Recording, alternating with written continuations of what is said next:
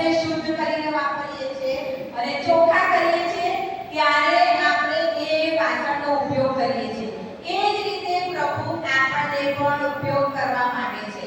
આપણે જેમ ખરાબ વાસણો મૂકી દીધા છે ધોવા માટે, તેમ પ્રભુ આપણને રોજ રોજ તેના રક્ત વડે ધોવાનો પ્રયત્ન કરે છે. આપણે ઈશ્વરના પસંદ કરેલા આદર યોગ્ય પાત્ર બનવાનું છે. તેના માટે આપણે શું કરવાનું છે? આપણે કેવી રીતે પ્રભુના ઉપયોગી પાત્ર બની શકીશું? કેવી રીતે બની શકીશું? કોઈ જવાબ આપશે? મેં થોડીક કીધું તમને, એમાંથી કોઈ મોટા બાળકો કે નાના બાળકો મારી સાથે ઇન્ટરેક્ટ કરજો તો તમને પણ મજા આવશે. તમે બેસવું બોલ બોલ કરો અને તમે સાંભળ્યા કરો એવું નહીં મજા આવે. બરાબર? આપણે સાથે મળીને કરીશું. તમે પણ બોલજો અને હું પણ બોલીશ. આપણે કેવી રીતે પ્રભુના યોગ્ય પાત્ર બની શકીશું? ઉપયોગી. શું કરીશું તો ઉપયોગી પાત્ર બનાશે આપણાથી? કોઈ બોલશો? મોટું બાળક શું કરીશું? પ્રભુને માટે આપણે શું કરીશું તો ઉપયોગી પાત્ર બની શકીશું? કોઈ તો બોલો. કોઈ બોલો બેટા, પ્રયત્ન કરો. શાબાશ, બાઇબલ વાંચીશું. Very good. ક્લેપ કરો. એ બાળકનું નામ શું છે? માત્ર માટે તાળીઓ પાડો. Very good. એને સરસ જવાબ આપ્યો કે આપણે બાઇબલ વાંચીશું. બીજું કોઈ? શાબાશ, પ્રાર્થના કરીશું. Very good. બીજું કોઈ? બોલો બોલો. પ્રભુ ને બોલ બેટા.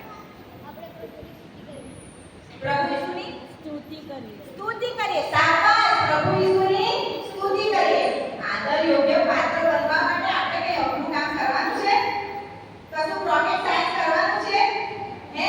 રોજનું કામ છે આપણું, જે ખાવાનું, પીવાનું, ઊંઘવાનું, ઉઠવાનું, સ્કૂલે જવાનું, એમાંથી આપણે અલગ સમય કાઢીને આપણે શું કરવાનું છે? સરસ માથે કીધું, બાઇબલ વાંચવાનું, પ્રાર્થના કરવાની, એ નાની દીકરી બોલી, સ્તુતિ કરવાની. અને એ બધું કરીશું તો આપણામાં શું થશે?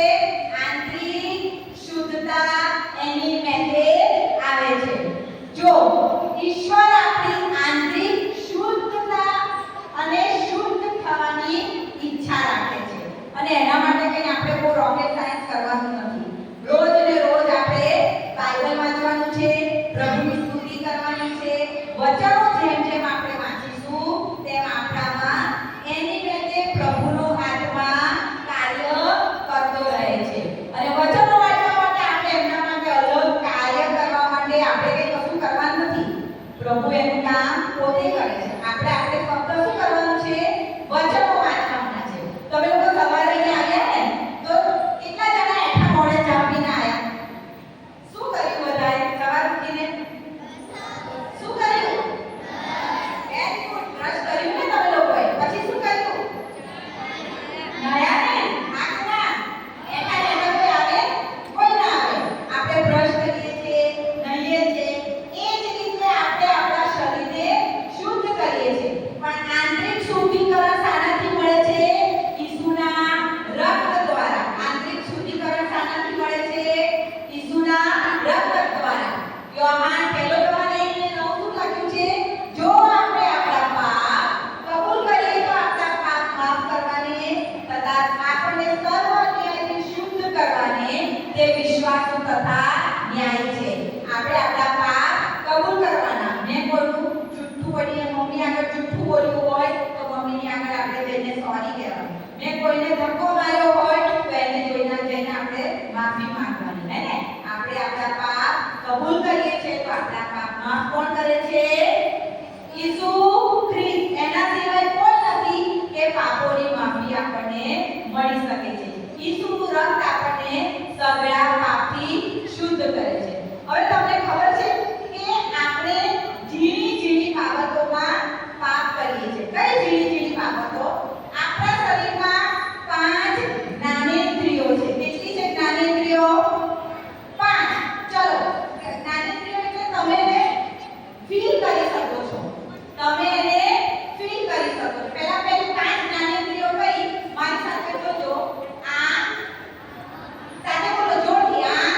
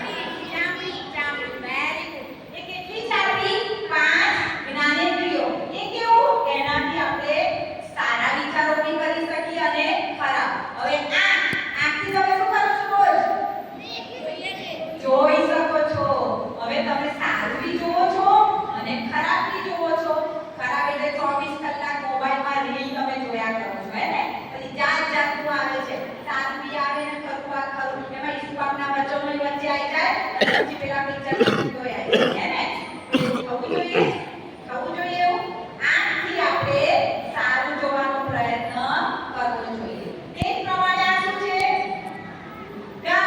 કાનથી શું કરીએ છીએ આપણે સાંભળીએ છીએ હવે કાનથી સારું સાંભળવું અને ખરાબ સાંભળવું એ આપણા હાથમાં છે તે પ્રમાણે શું છે જીભથી શું કરીએ છીએ આપણે સારું બોલીએ છીએ અને ખરાબ પણ બોલીએ છીએ અપમાનજનક બાબતો પણ બોલીએ છીએ અને કોઈની પ્રશંસા પણ કરીએ છીએ પછી આ શું છે નાક વડે આપણે શું કરીએ છીએ શ્વાસ લઈએ છીએ કોણ કીધું સ્તુતિ કરીએ છીએ હા નાક વડે આપણે શું કરીએ છીએ સૂંઘીએ છીએ હવે સૂંઘવા સાથે કેવી રીતે આપણે સારું કે ખરાબ કરીએ હું તમને સમજાવું કે આપણે ધારો કે આજે ઉપવાસ કર્યો છે મમ્મીએ રસોડામાં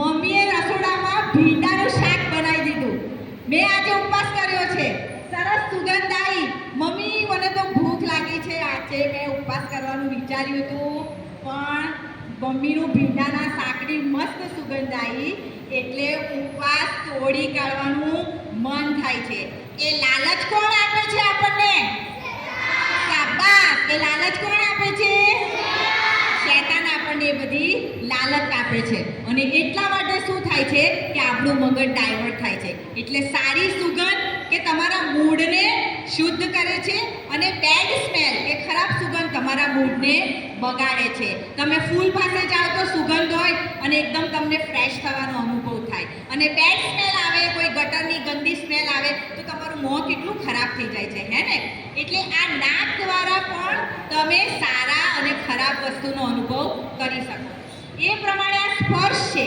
સ્પર્શ શું છે કે ચામડી હવે આ બાહ્ય ફિઝિકલી તો ખરી પણ સ્પર્શ એટલે તમે કઈ વ્યક્તિઓના સંગતમાં આવો છો તમે કોના સાથે રહીને સ્પર્શ થાય છે તમારા હૃદયને તેમની બાબતો તે અગત્યનું છે સારી વ્યક્તિ સાથે તમે રહો છો તો શું થાય છે સારા વ્યક્તિનો સ્પર્શ તમે કરી શકો છો તેના વિચારો તમારામાં આવે છે પણ જ્યારે ખરાબ વ્યક્તિ હોય કે તમને ખોટું શિક્ષણ આપતી હોય ત્યારે તમારામાં એ નેગેટિવિટી ઊભી થાય છે એ જ પ્રમાણે આપણે પાંચે જે જ્ઞાનેન્દ્રિયો આપી છે તેને પણ શુદ્ધતા માટે ઉપયોગમાં લેવી જોઈએ બીજો કોરંથી 4 અને 7 કોઈ બાઇબલમાંથી વાંચશો ફટાફટ સ્પીડમાં બીજો કોરંથી 4 અને 7 કોઈ બી બાળક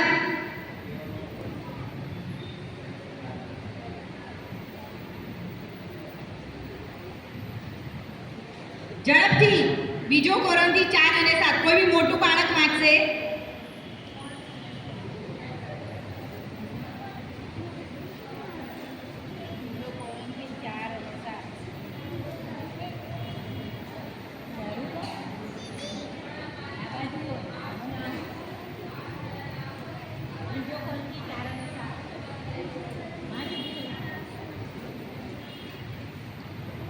પણ અમારી પાસે આ ખજાનો માટીના પાત્રમાં રહેલો છે કે જેથી પરાક્રમની અધિકતા ઈશ્વરથી છે અને અમારામાંથી નથી એ જાણવામાં આવે છે શાબાશ આ ખજાનો ક્યાં રહેલો છે માટીના પાત્રમાં પાઉલે શું કીધું છે આ ખજાનો ક્યાં રહેલો છે માટીના પાત્રમાં અને ખજાનો કોનો ઈશ્વરનો એની વાતો અને માટીનું પાત્ર એટલે આપણે પોતે આપણામાં તે ખજાનો રહેલો છે અને આપણે તે માટીનું પાત્ર જે આપણને ઈશ્વરે માટીમાંથી બનાવ્યા છે તો આપણે તે સારી રીતે તે ખજાનાનો ઉપયોગ કરવાનો છે ઓકે હવે આજે આપણે પહેલો પાઠ છે અદ્ભુત પાત્ર તમે ઈશ્વરનું અદ્ભુત પાત્ર કેવી રીતે બની શકો છો તે આપણે જોઈશું આપણે સારું પાત્ર બનીશું કે પ્રભુને નહીં ગમતું પાત્ર બનીશું તે આપણે કરીશું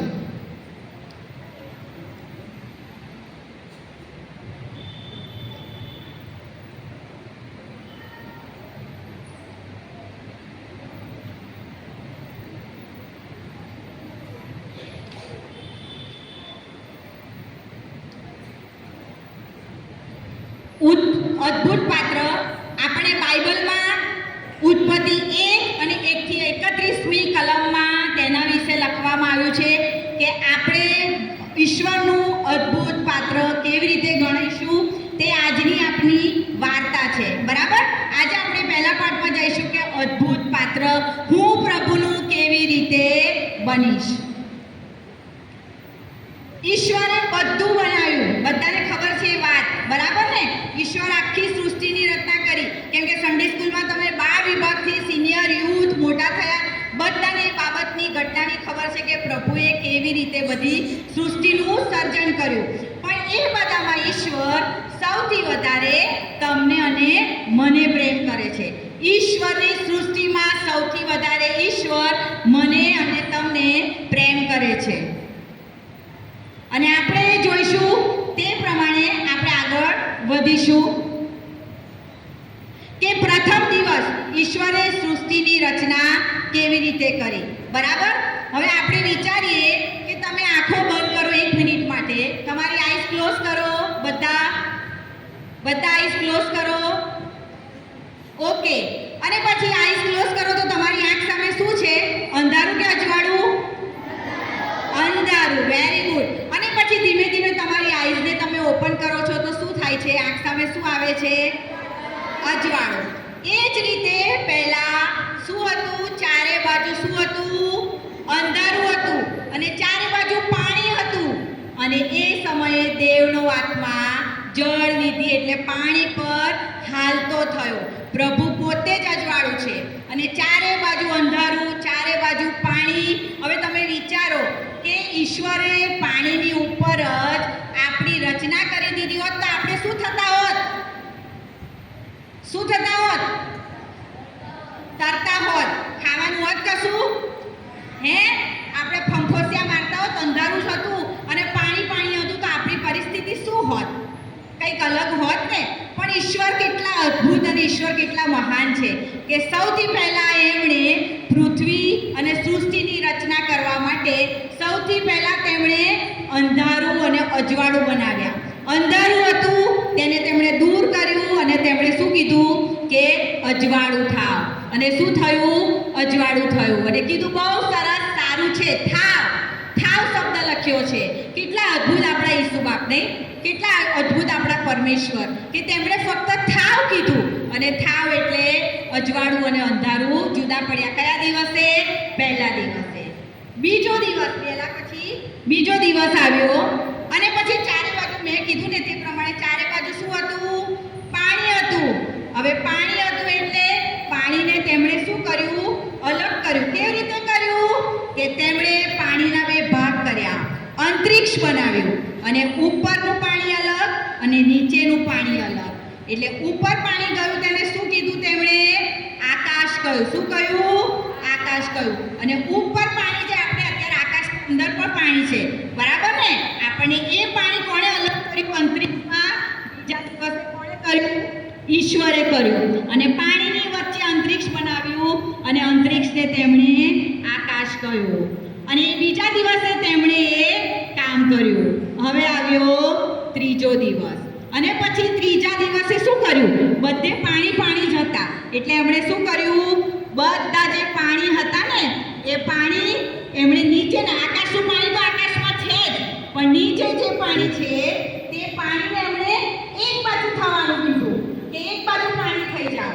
અને પછી જે કોરી ભૂમિ આવી, પાણી એક બાજુ જતું રહ્યું, તે ભૂમિને તેમણે કોરી ભૂમિ કરી અને પછી પાણી અલગ કર્યા અને ભૂમિને અલગ કરી એને તેમણે પૃથ્વી કહી. યાદ રાખો, આકાશનું પાણી તો અલગ થઈ ગયું, જમીનનું પાણી તેમણે અલગ કર્યું અને કોરી ભૂમિની રચના કરી. અને કયા દિવસે? ત્રીજા દિવસે. આના પછી હું યાદ રાખજો, હું એક ગેમ કરવાની છું અને એમાં તમને પૂછીશ એમાં કોણ આવડ થયું અને કોણ ટીમ આપણે થોડીક કરીશું અને એમાં જોઈશું. એટલે યાદ રાખજો કયા દિવસે કયું બનાવ્યું છે. અને ત્રીજા દિવસે તેમણે આ જમીનના પાણીને અલગ કર્યા અને કોરી ભૂમિ બનાવી અને તેને તેમણે પૃથ્વી ગઈ. પછી આવ્યો કયો દિવસ? ચોથો. ત્રીજા દિવસે કોરી ભૂમિ તો બનાવી પણ એની સાથે તેમણે ઘાસ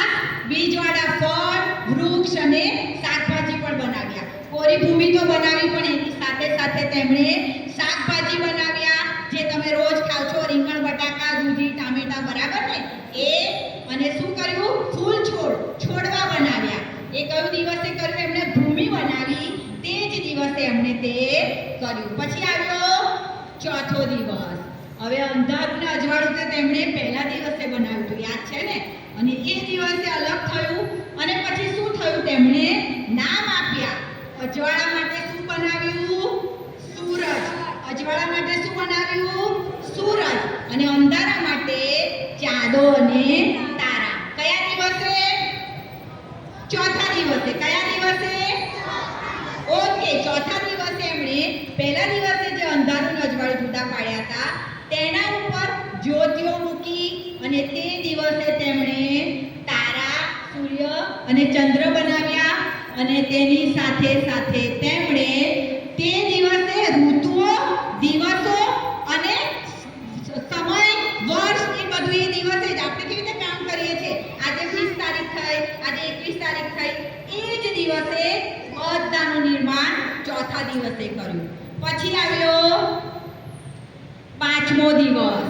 હવે પાણી તો તેમણે અલગ કરી દીધું હતું, બરાબર ને? અને કોરી જમીન પર તો વૃક્ષ છોડ બધું બનાવી દીધું હતું, પણ પાણી તો શું હતું? ખાલી હતું. અંદર કશું હતું? ખાલી પાણી જ હતું. તો એની અંદર તેમણે પાણીના જીવજંતુ બનાવ્યા, આકાશના પક્ષીઓ. બંને ખાલી હતું, યાદ રાખો. બંને વસ્તુ ખાલી હતી. પાણી પણ ખાલી હતું અને આકાશ પણ ખાલી હતું.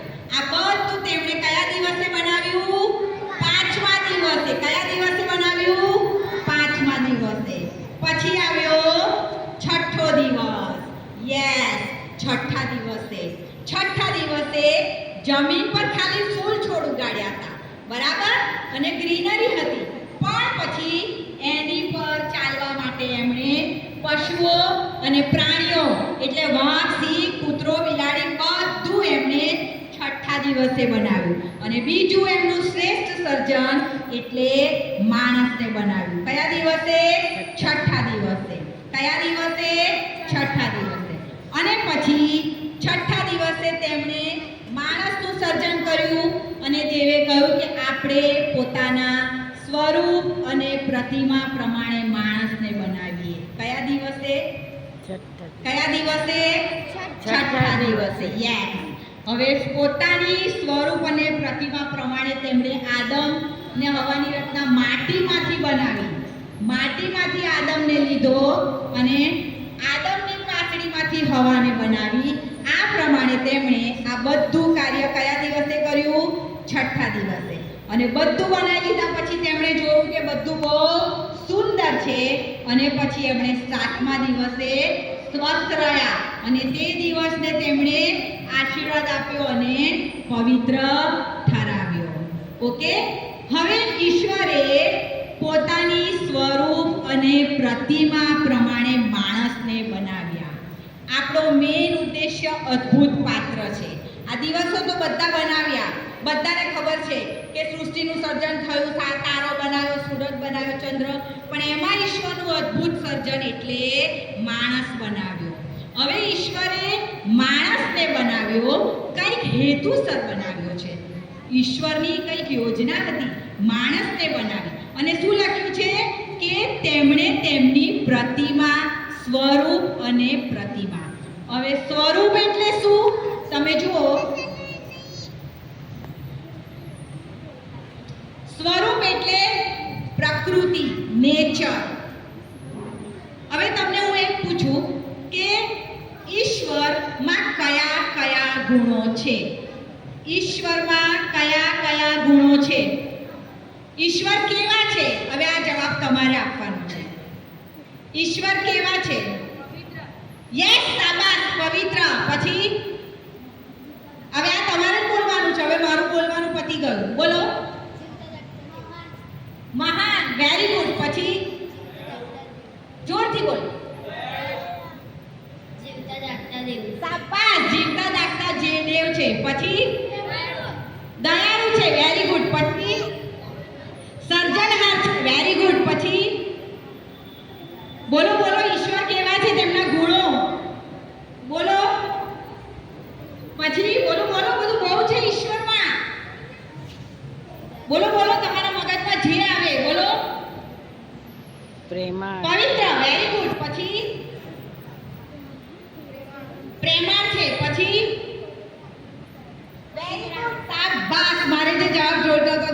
આપ્યો પવિત્ર આત્માના ફળ તમામ ગુણો. યસ, ક્લેપ કરો દીકરી માટે. Very good, very good, very good.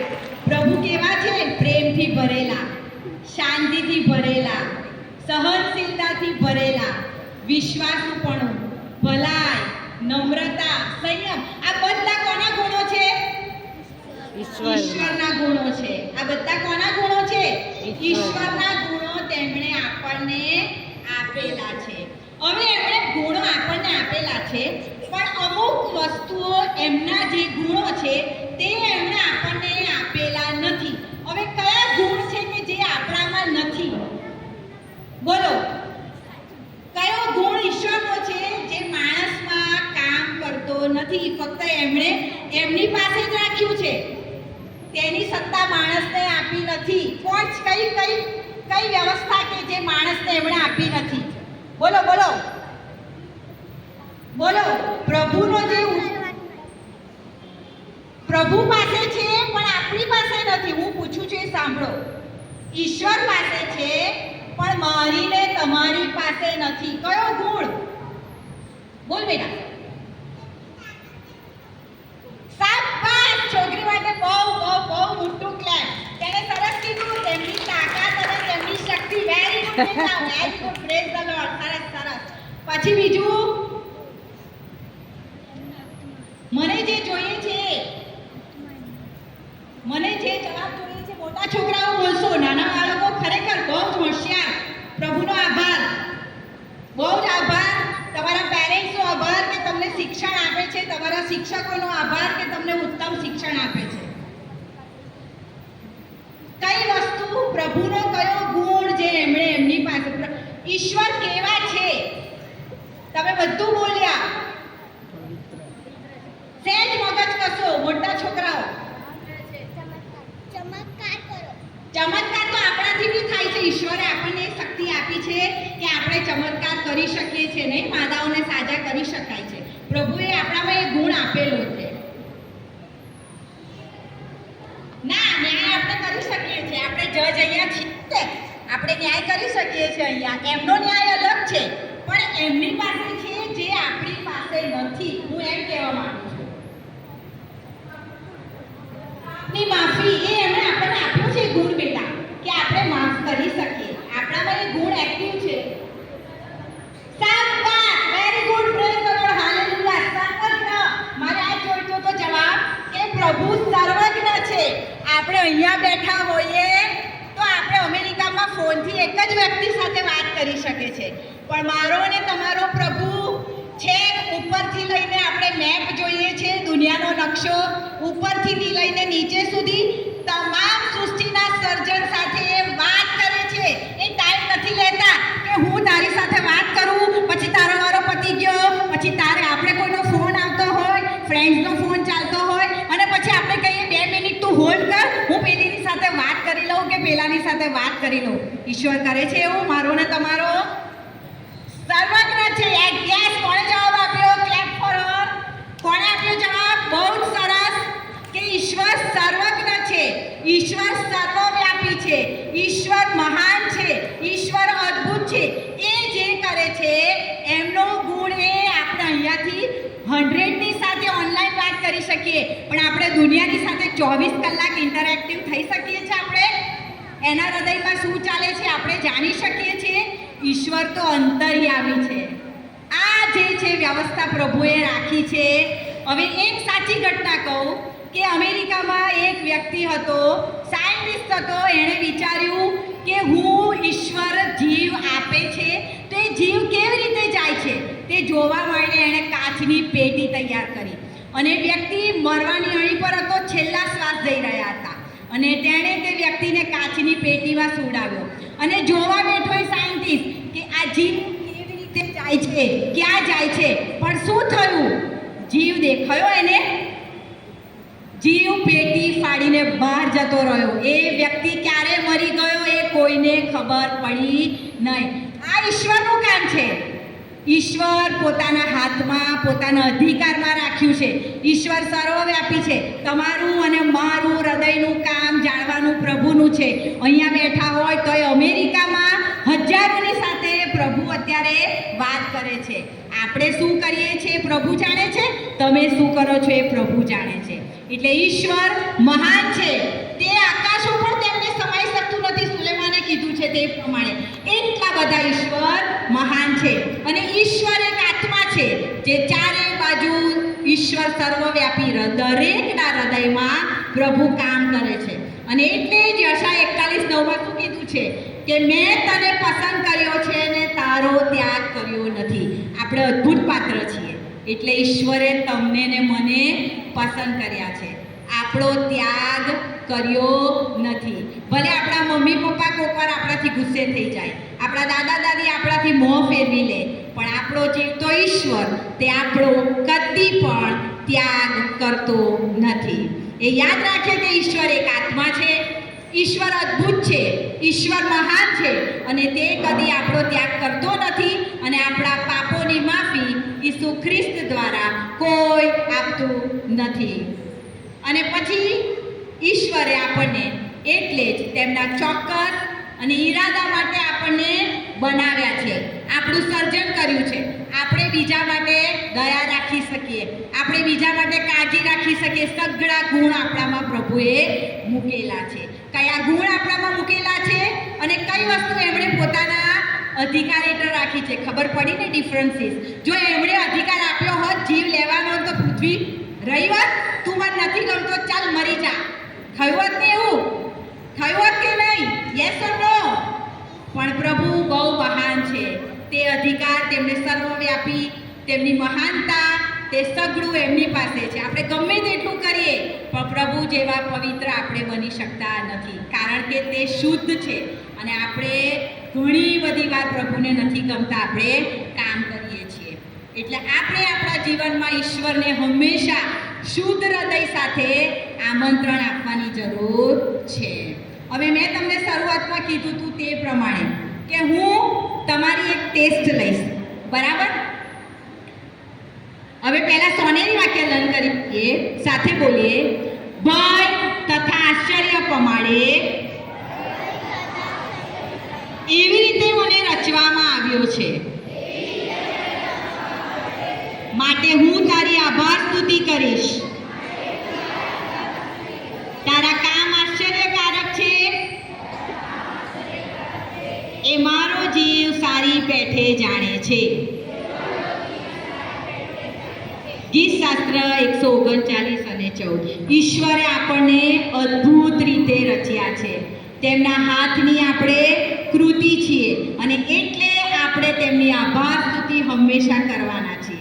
અને એના માટે આપણે તેમને પસંદ કરેલા આશ્ચર્યકારક કામો આપણે કરવાના છે. અને એટલા માટે ઈશ્વરને પસંદ પડે તેવું આપણે અદ્ભુત પાત્ર બનવાનું છે. ઈશ્વરે જે પ્રમાણે આદમ અને હવાની રચના કરી,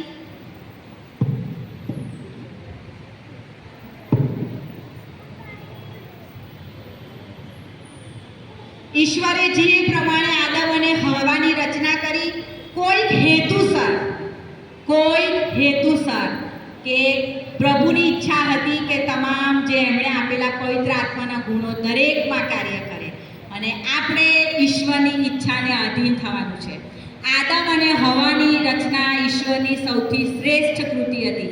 તેમણે પોતાની સ્વરૂપ અને પ્રતિમા પ્રમાણે આપણને રચ્યા છે અને પ્રભુની આધીનતામાં આપણે રહેવાનું છે. હવે આપણે 6 દિવસની હું પહેલાં એક એક્શન કરીશ, તમને કાયમ માટે યાદ રહી જશે. આપણે બધાને ખબર છે કે સૂરજ બનાવ્યો, ચાંદો બનાવ્યો, ફૂલ બનાવ્યો, છોડ બનાવ્યો, પણ કયા દિવસે કર્યું એ આપણને લાઈનમાં યાદ નથી રહેતું, બરાબર? આપણને ખબર છે કે પાણી બનાવ્યું, ભૂમિ બનાવી, પૃથ્વી બનાવી, પણ એકોર્ડિંગ ટુ ટાઈમ ટેબલ જે બાઇબલમાં આપેલું છે તે આપણે લર્ન કરીશું. કેવી રીતે? હું એક્શન કરીશ, મારી સાથે તમે લોકો કરજો. ઓકે?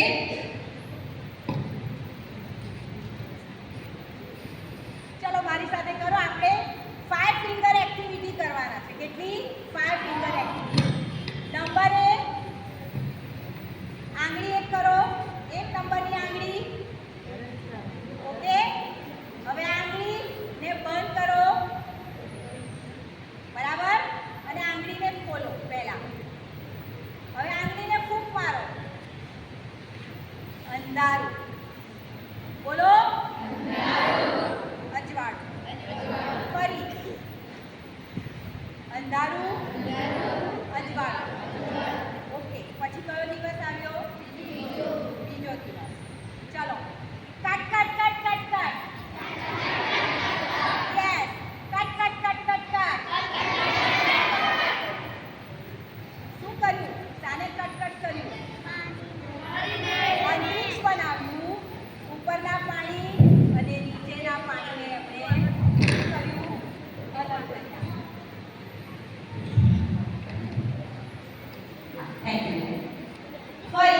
નંબર 1 ફૂંક મારો અંધારું અજવાળું.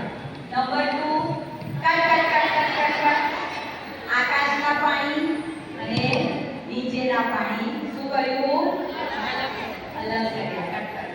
પછી આવ્યો ત્રીજો દિવસ. ત્રીજા દિવસે એમણે શું કર્યું? ભૂમિ બનાવી. ચલો આમ કરો મારી સાથે. બરાબર? અને પછી 3 ફિંગર લો અને છોડ બનાવ્યા. ઓકે? 3 ફિંગર અને છોડ બનાવ્યા. બધાને આપી જશે. ટીચર્સ નાના છોકરા મોટા બધાને ગેરંટી મારીને કહું છું કે રિવિઝનના છેલ્લા દિવસે 6 એ 6 દિવસનું સર્જન બધા મોડે બોલશે આ મોડલ વાળા. ઓકે? ત્રીજા દિવસે કોરી ભૂમિ અને એની પર છોડ વાવો. પછી કયો દિવસ આવ્યો? ચોથો દિવસ. ચોથા દિવસે ફિગર આમ કરો. બરાબર? બંધ કરો. શું બન્યું આ? સૂરજ. શું બન્યું? સૂરજ. બોલો. હાફ સર્કલ બન્યું ચાંદો અને ટીપ ટીપ કરતા તારા. ઓકે? ખબર પડી? ફરી સૂરજ, ચાંદો અને તારા. કયા દિવસે? ચોથા દિવસે. Very good. પછી આવ્યો પાંચમો દિવસ. પાંચમા દિવસે શું બનાવ્યું? ભૂલી ગયા. હે ને? ભૂલી ગયા. પાંચમા દિવસે શું બનાવ્યું? આકાશના યાદ રહેશે હવે? આકાશના અને પછી ફિંગરને ક્લોઝ કરો અને યસ. કયા દિવસે? ફરી પાંચમા દિવસે આકાશના પક્ષીઓ અને પછી માછલીઓ. છઠ્ઠા દિવસે શું બનાવ્યું? માણસ. બધાને ખબર છે. અને એ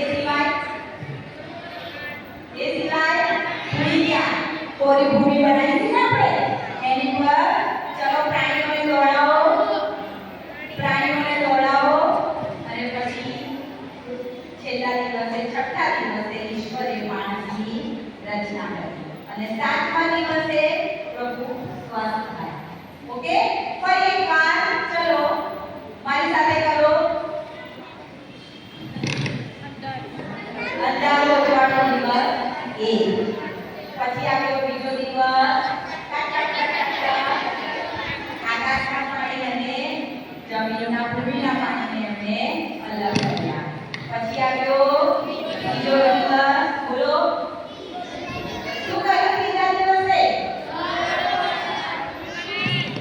ભૂમિ બનાવી અને છોડવા બનાવ્યા. કારણ કે કયો છોડ થયો?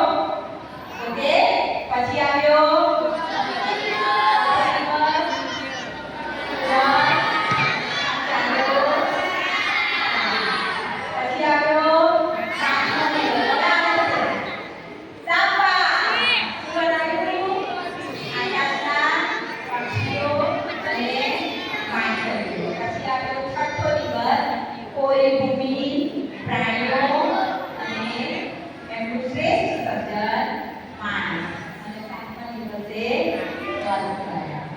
ઓકે? ગમ્યું?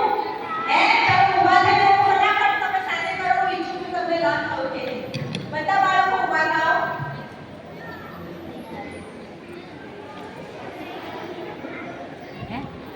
મોડું થયું ને? હા, એટલે પેલી મિસ્ટેક નથી.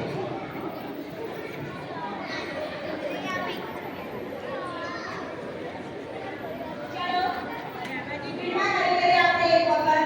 સ્પીડમાં. ચલો બોલો જલ્દી. એક્શન કરો. બોલો બોલો.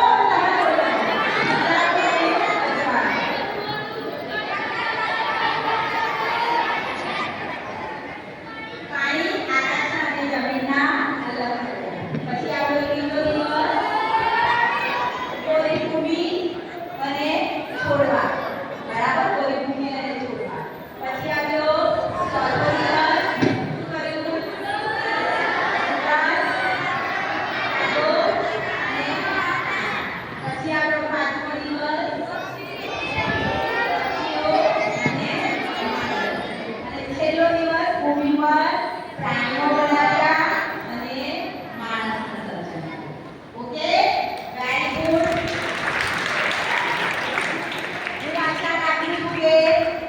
એ 6